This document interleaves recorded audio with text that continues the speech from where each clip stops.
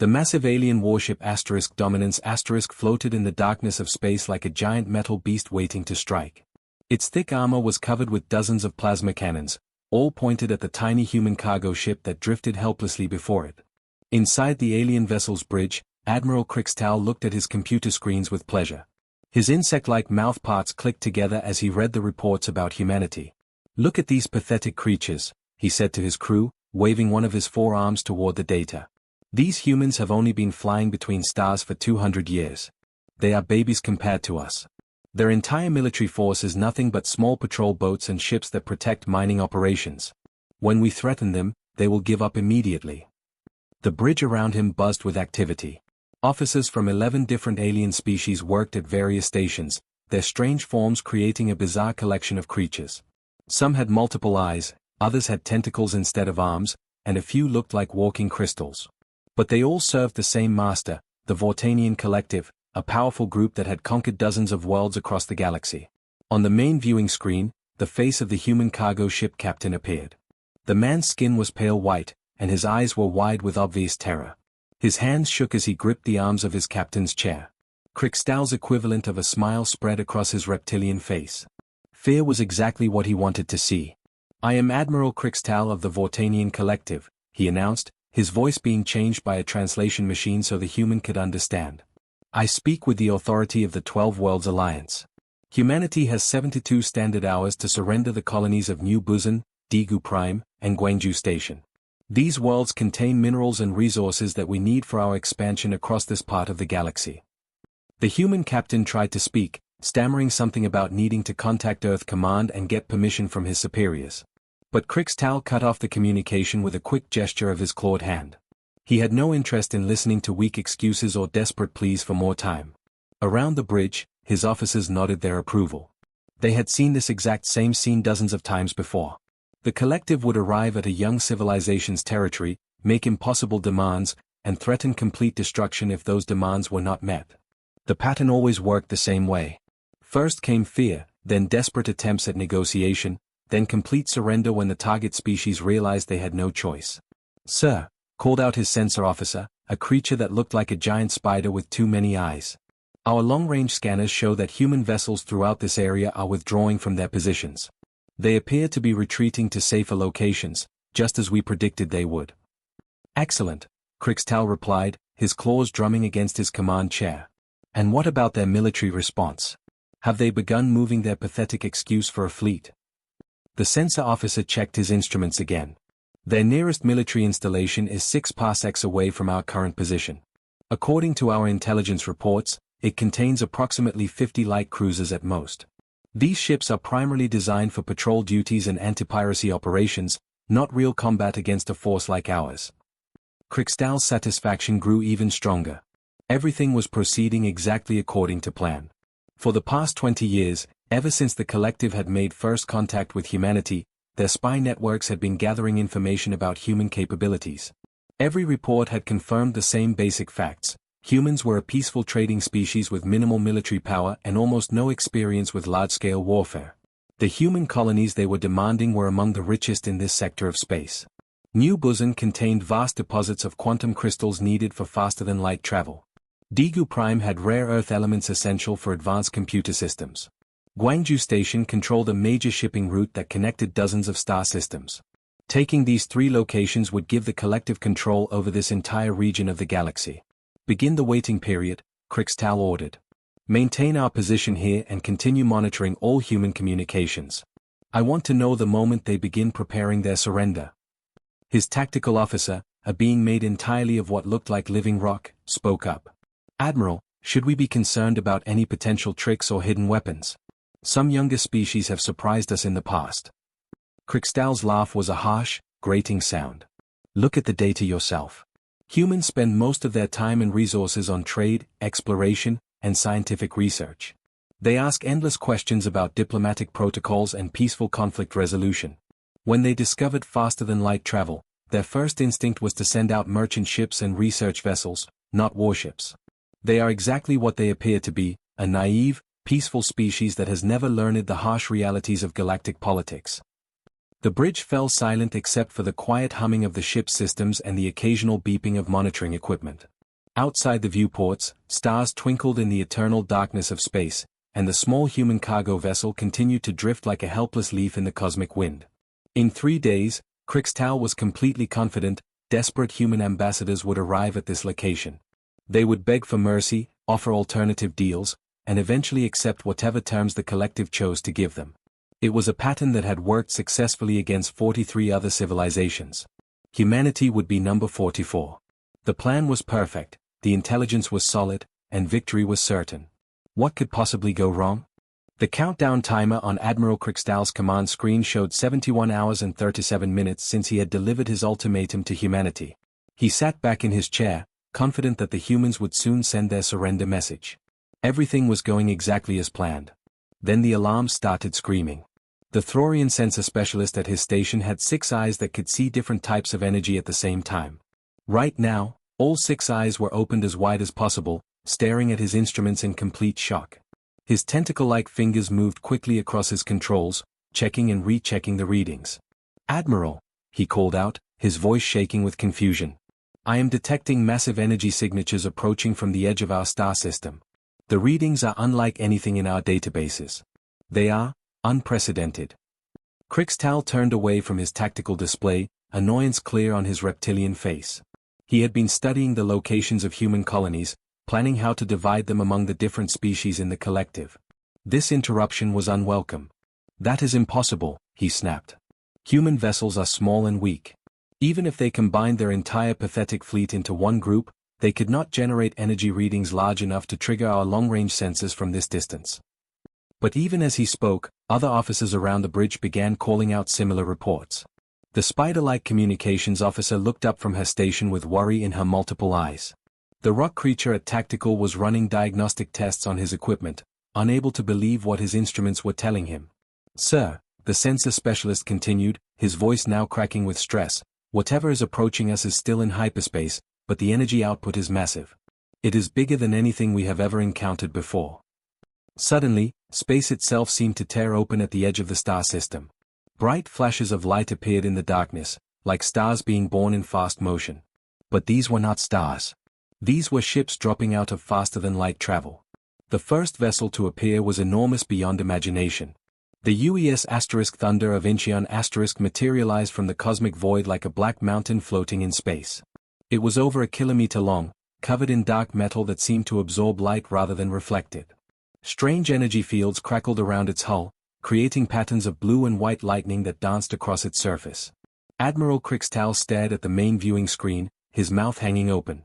The human ship was larger than his own flagship. It was larger than any ship in the collective fleet. It was larger than some of the space stations he had seen in his long career. But that was only the beginning. More ships continued to drop out of hyperspace behind the flagship. The Sol's Wrath appeared next, followed by the Busan Defender then dozens more warships whose names appeared on the collective's translation systems. Each vessel was a masterpiece of military engineering, sleek and deadly, with weapon systems that looked completely different from anything in the collective's databases. "Sir," the sensor officer whispered, his voice barely audible above the emergency alarms, "I am reading 47 heavy battleships, 18 dreadnought-class vessels, and that the flagship is generating energy output equivalent to a small star." The bridge fell completely silent except for the beeping and buzzing of instruments. Every alien officer stared at the viewing screen, watching as the human fleet arranged itself in perfect formation. The ships moved with precision that spoke of years of training and coordination. This was not a hastily assembled defense force. This was a war machine that had been planned and built over decades. Admiral Crixtal felt something he had not experienced in many years: fear. Not the simple concern that came with normal military operations, but deep, cold terror that made his hands shake and his breathing become difficult. "This is impossible," he whispered to himself. "Our intelligence report said humans had no significant military force. They were supposed to be merchants and scientists. They were supposed to be weak." Then the face of a human appeared on screens throughout every ship in the collective fleet. Unlike the terrified cargo captain from 71 hours ago, this man showed no fear at all. His dark eyes were calm and steady. His expression was professional and confident, like someone who was completely in control of the situation. "I am Admiral Jin Woo of the Terran Defense Force, the human said in a quiet, steady voice. "We received your message." That was all. No angry threats. No desperate pleas for negotiation. No demands or counteroffers. Just a simple statement of fact, delivered by the commander of a fleet that should not exist according to everything the collective thought they knew about humanity.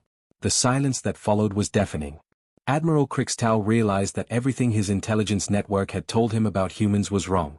While the collective had been watching human merchant ships and research vessels, humanity had been building the most advanced military force he had ever seen. The humans had not sent ambassadors to beg for mercy. They had sent their answer in the form of enough firepower to destroy entire star systems.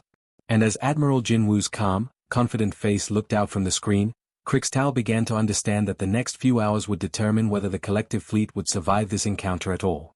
The humans had received his message, and they had replied. Now he was about to learn what humanity really thought of his ultimatum. The bridge of the Dominance exploded into complete chaos. Alien officers from 12 different species ran between their stations, shouting commands and questions in languages that the translation systems could barely keep up with. Warning lights flashed red and yellow across every surface. Computer screens showed numbers that made no sense. The human fleet floated in space before them like a group of deadly metal sharks, each one more powerful than anything the collective had ever built. Admiral Krixtal gripped his command chair so tightly that his sharp claws cut deep marks in the metal armrests. His reptilian eyes stared at the main viewing screen, unable to believe what he was seeing. The human ships were arranged in perfect lines, their black hulls gleaming with energy shields that created rainbow patterns in the darkness of space. "This cannot be real," he snarled through clenched teeth. "Our spies have been watching humans for 20 years. Our intelligence report said they had no real military. They were supposed to have only small patrol boats and mining ships. How can they have built a fleet like this without us knowing?" At the intelligence station, a creature that looked like it was made of living crystal turned toward the admiral. This being belonged to a species that was famous throughout the galaxy for gathering information and keeping secrets. They were supposed to be the best spies in known space. But right now, the crystalline officer looked terrified. "Sir," the intelligence chief said, his voice shaking with barely controlled panic, "I have run the sensor readings through our computers 3 times. The energy signatures from those human ships suggest technology that we have never seen before. Their shield systems operate on frequencies that are completely unknown to us. And their weapon systems." He stopped speaking and adjusted his instruments again, hoping the readings would change. They did not. "What about their weapons?" Krixtal demanded. "Their weapon configurations do not match anything in our databases," the intelligence chief continued. "We have information about the military technology of over 300 different species. These human weapon systems are unlike all of them. It is as if they developed their technology completely independently, following paths that no other species has ever explored." On the tactical display screen, the human fleet moved with a precision that took Krixtal's breath away. The ships glided through space in perfect formation, each one positioned exactly where it needed to be to support the others. When one ship moved slightly to the left, 3 others adjusted their positions automatically to maintain the pattern. When the flagship changed its angle, the entire fleet responded like a single living organism. This was not the random arrangement of ships that had been quickly thrown together in response to an emergency. This was the formation of a military force that had been training together for years, possibly decades. Every movement showed planning, practice, and a deep understanding of space combat that the collective had not expected from such a young species. "Look at how they move," whispered Commander Zelthan from the communication station. She was a member of a species that looked somewhat like a tall, thin human but with purple skin and 4 arms. Her people were known for their ability to understand the intentions of other species by watching their behavior. Right now, her face showed pure amazement and growing fear. "What do you see?" asked Krixtal, though he was not sure he wanted to hear the answer. "They never intended to negotiate with us at all," Zelthan said quietly. "Look at their formation, their positioning, the way they coordinate their movements. This fleet has been planned for this exact moment. While we thought we were dealing with peaceful merchants and curious scientists, they were secretly building the most advanced war fleet in the galaxy." Krixtal's mandibles began clicking rapidly against each other, a sound that members of his species made when they were under extreme stress. The clicking grew faster and louder as the full reality of the situation became clear to him. 20 years ago, when the collective had first made contact with humanity, the humans had seemed almost childishly innocent about galactic politics. They had asked thousands of questions about how different species interacted with each other. They wanted to know about trade agreements, diplomatic protocols, military alliances, and territorial disputes. The collective's representatives had been happy to share this information, thinking that the humans were simply naive newcomers who needed education about how the galaxy really worked. But now Crixtal realized the truth, and it made his blood run cold. The humans had not been asking those questions because they were weak or innocent. They had been gathering intelligence about every species in the galaxy. They had been learning about military tactics, studying weapon technologies, and mapping the political relationships between different civilizations. Every innocent question had been part of a massive intelligence operation that had lasted for 2 decades. While the collective thought they were teaching harmless merchants about galactic civilization, the humans had been quietly preparing for war. They were studying us, Crixtal whispered, his voice barely audible above the emergency alarms. All this time, we thought we were the hunters, but we were actually the prey. They have been watching us, learning our weaknesses, and building weapons specifically designed to defeat us. The bridge fell silent as this terrible realization sank in. Every alien officer understood what this meant. Humanity was not the weak, peaceful species they had pretended to be. They were something far more dangerous, a civilization that had spent 20 years preparing for exactly this moment. And now that preparation was complete. Admiral Jinwoo's face remained perfectly calm on every screen throughout the collective fleet. His dark eyes showed no anger, no excitement, no fear. He looked like a man who had already thought through everything that was about to happen and had made his decisions long before this moment arrived. "You demanded our worlds," he said in a quiet voice that somehow carried more authority than all of Crixtal's earlier shouting and threats. "Here is our response." The massive human flagship Thunder of Incheon began to turn slowly in space. The movement was smooth and controlled, like a giant predator turning to face its prey. As the ship rotated, parts of its hull began to slide away, revealing something that had been hidden inside the forward section. What emerged from the ship's belly was unlike anything in the collective's military databases. It was not a cannon or a missile launcher or any kind of weapon that the alien species recognized. Instead, it looked like a complex arrangement of rings and crystals that glowed with an inner light. Energy danced between the rings in patterns that seemed to follow mathematical rules that the collective's computers could not understand. Crixtal's tactical officer, a being that looked like a walking tree with too many branches, stared at his instruments and spoke in a voice filled with wonder and fear. "What in the void is that?" he breathed. The human weapon finished emerging from the ship's hull and began to charge with power. The rings spun faster and faster, creating a humming sound that could be heard even through the vacuum of space. The crystals grew brighter until they were almost too bright to look at directly. Admiral Jinwoo chose his target carefully. About 50,000 kilometers away from the human fleet, a large asteroid floated in the darkness.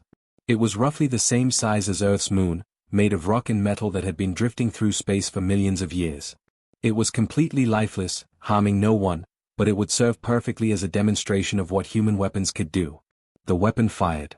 The beam that shot out from the Thunder of Incheon was not like the plasma bolts or laser cannons that the collective used. It was something entirely different, a stream of pure destruction that moved faster than light itself. The beam crossed the distance between the flagship and the asteroid in less than a microsecond. Where the asteroid had existed just a moment before, there was now nothing. Not debris. Not fragments. Not even dust. The entire celestial body had simply ceased to exist, as if it had never been there at all. In its place was only expanding gas and energy, the last traces of matter that had been converted directly into pure power. The bridge of the Dominance fell completely silent. Every alien officer stared at their screens, trying to process what they had just witnessed. Their instruments showed readings that made no scientific sense. The asteroid had not been blown apart or melted or vaporized. It had been completely removed from reality at the level of individual atoms.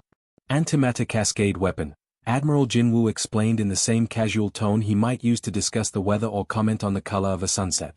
That was our lowest power setting. Throughout the collective fleet, commanders from dozens of different species sat in their command chairs, staring at their displays in stunned silence. They had all seen weapons of mass destruction before. They had witnessed planets being bombed until their surfaces were glass. They had watched entire moons being cracked apart by massive explosions. But they had never seen anything like this. The asteroid had not been destroyed. It had been deleted from existence as completely as if someone had erased it from the universe's memory. "You have 5 minutes to withdraw your forces beyond this system's heliopause," Jinwoo continued, his expression never changing. "After that, We will demonstrate what happens when humans stop being polite. The heliopause was the boundary where this star system's influence ended and deep space began.